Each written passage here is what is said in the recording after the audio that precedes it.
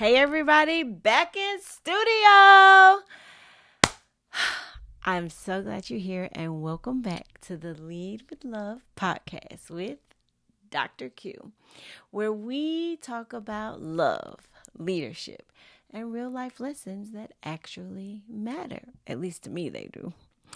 If you are here today, remember, you're not here by accident. You're exactly where you are supposed to be. So, y'all ready? Let's jump in. Welcome to episode 28. Whew. Listen, last week I gave you all some science. We talked about what actually happens in the brain when a leader truly listens. Brain listens. The oxytocin release, the cortisol drop, the mirror neuron synchronization. That was my favorite part. That makes your listening literally contagious at a neurological level. And I hope that it landed differently than the usual be a better listener advice that people give you.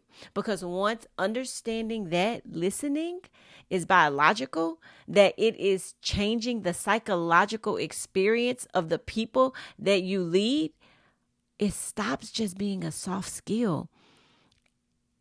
And it starts being a leadership imperative, something that is essential. And I ended you all last week with a challenge. I asked you all to pick one conversation this week and to go in with the specific intention of activating everything that we now know happens in the brain when someone feels genuinely heard. Phone, put it face down, eyes up. No response forming before they finish. Just listen. And I want to ask, did you do it? I hope you did. Because if you did, I want to hear about it. Please put in the comments. Tell me about it. Find me. Tell me how it went. Because I promise you, something shifted. I know it did. And I want to hear about it. It always does when a leader actually chooses real presence over managed efficiency. Now, today we are building on the science with something equally important. I was making sure my microphone was on. The framework, not just why listening works in the brain, but why it matters for the specific outcomes that you are trying to create as a leader. 3 reasons. Listen to build, listen to learn, listen to connect. So, y'all ready? Let's get into it. And by the end of this episode, you will have a clear research-backed understanding of the 3 core reasons that listening is a non-negotiable for leaders who want to build cultures that last. You will see how each one shows up practically in your organization. And you are going to walk away with one action step for each of those reasons. 3 moves that you can make this week, next week, the weeks beyond, that will change how your team experiences you as a leader. Okay? I hope that y'all are ready for this. I know I say it all the time, but this is one of my favorite strategies in the book.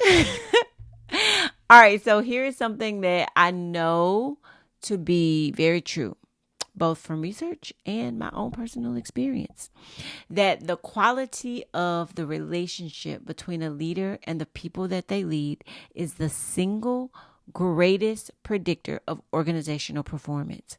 Not the strategy, not the budget, not the talent, but the relationship. Y'all, relationships matter. And relationships are not built in the staff meeting or performance review or emails with the bullet points. No.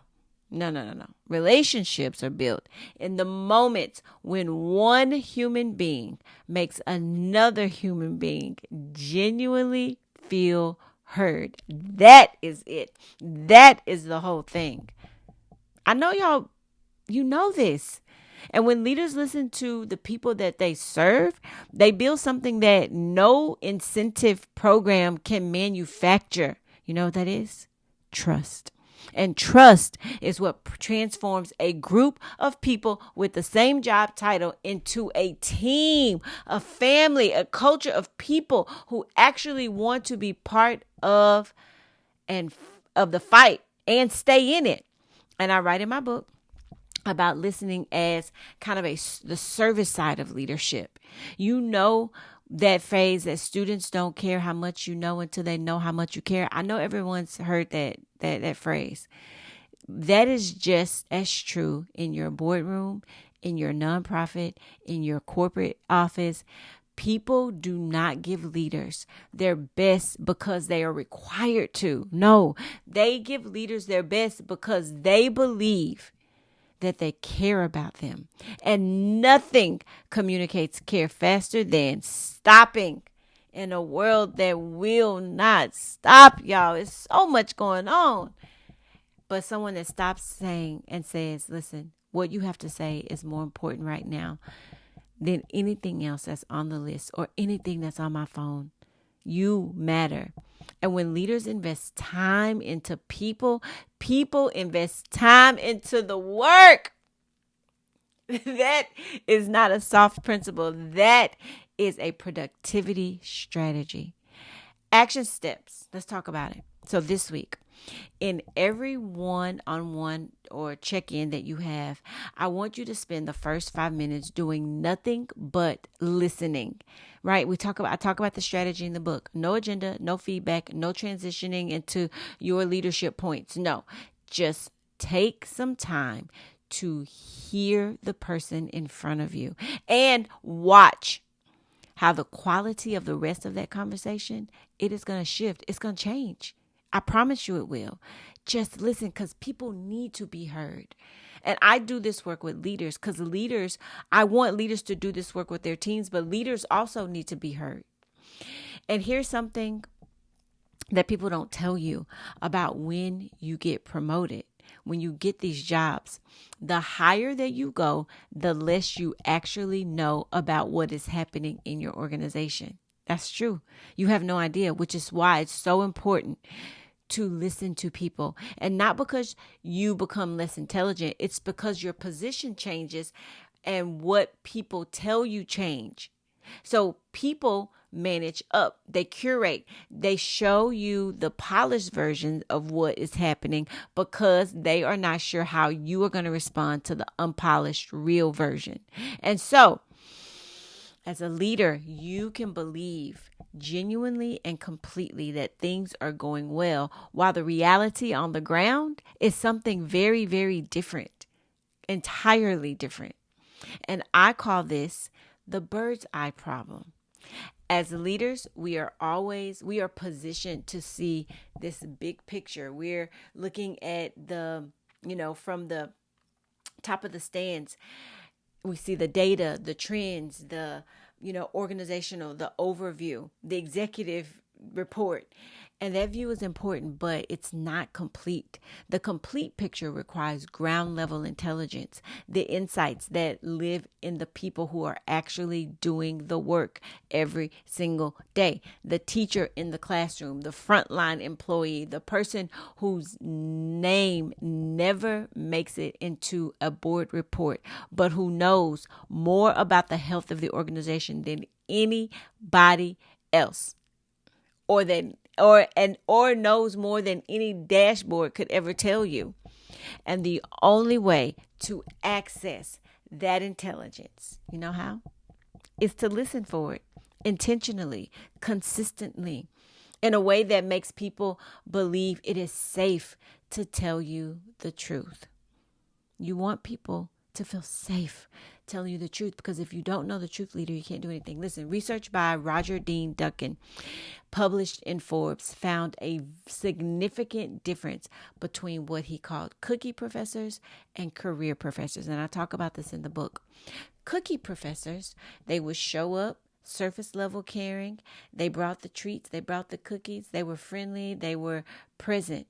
But the career professors, They show deep caring. They may have brought cookies too, but they ask questions about their students' goals. They challenge them. They ask them about their challenges. They ask them about their fears, about their future. And they took time to understand what people actually needed. And the career professors, the deep listeners, produce significantly stronger outcomes and significantly deeper loyalty. And I want to say a quick commercial. At UHCL, we're career professors, not cookie professors. Listen, okay, back to business. Surface caring, it looks like knowing your team's names, bringing coffee to the morning meeting.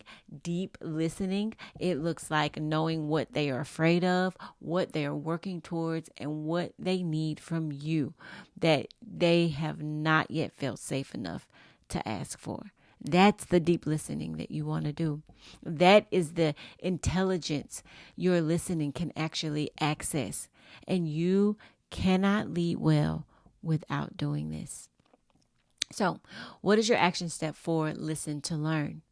This week, I want you to ask 3 people at different levels of the organization the same question. I want you to ask them, so what's happening in your world that you think I should maybe know about, but I probably don't know? And then do not respond with the solution. Just listen. Just listen. Take notes. Say thank you. And then act on at least one thing that you hear. Okay? Can you do that? I think you can. All right. So this is the one that I believe probably matters the most. And it is the one that leaders most consistently skip. Not because they don't care, not because they believe it is not their job. I want to challenge that belief very directly.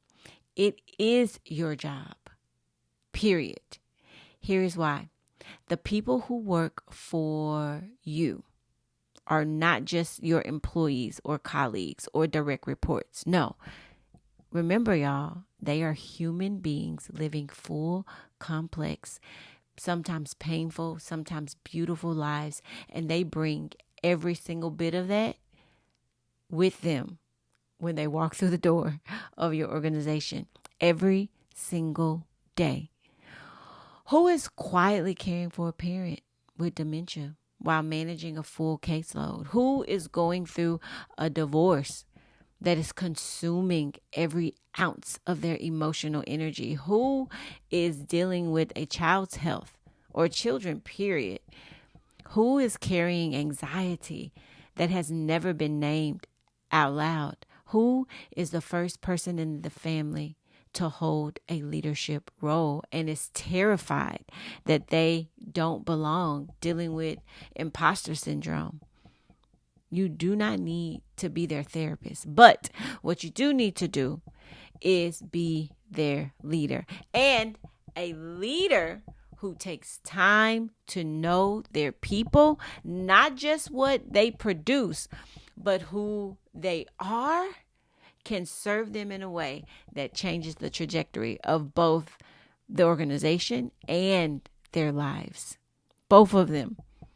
And when you ask questions about someone as a human being first, and then listen to the answers, guess what? You connect with the core of who they are. And that connection does something that nothing else in your leadership toolkit can do. You know what it does? It creates belonging. And people who feel that they belong, who feel known and valued and seen, will give you everything that they have. Not because they owe it to you, but because they want to. And that is the culture that you are trying to build. And it starts with listening to connect. Okay? Listening to connect. And the action step for you to listen to connect is this. This week, I want you to find one thing that you did not know about someone that you lead. Something about their life outside of work I want you to ask them a genuine question and listen to the whole answer. And then, of course, I want you to follow up on it next time you see them. Just ask them how it's going. That very, very small act of remembering is going to communicate something very, very big and powerful. Small act, big impact. That you're a person to me, not just a position. So, y'all got it? Y'all ready? And before I let you go, Lead with Love, 8 Heart-Centered Strategies for Exceptional Leadership is now available on Amazon, and the Audible should be coming up. You know I'm going to let you know when it comes, but Take Time to Listen is a full framework in the book, okay? And it talks about everything that we covered today and the rest of this month. And every listening practice, every story, every research connection is in the book, okay? So next week, we are going to get practical. The 5 core listening practices that will make listening a system in your organization and not just good intentions, baby. Good intentions will, what is it? The road to hell is paved with good intentions. No, you don't want to miss it. You want to see how can you be intentional about listening, all right? So listen to build, listen to learn, listen to connect. 3 reasons, 1 practice, and 1 infinite impact. And here's what I know to be true.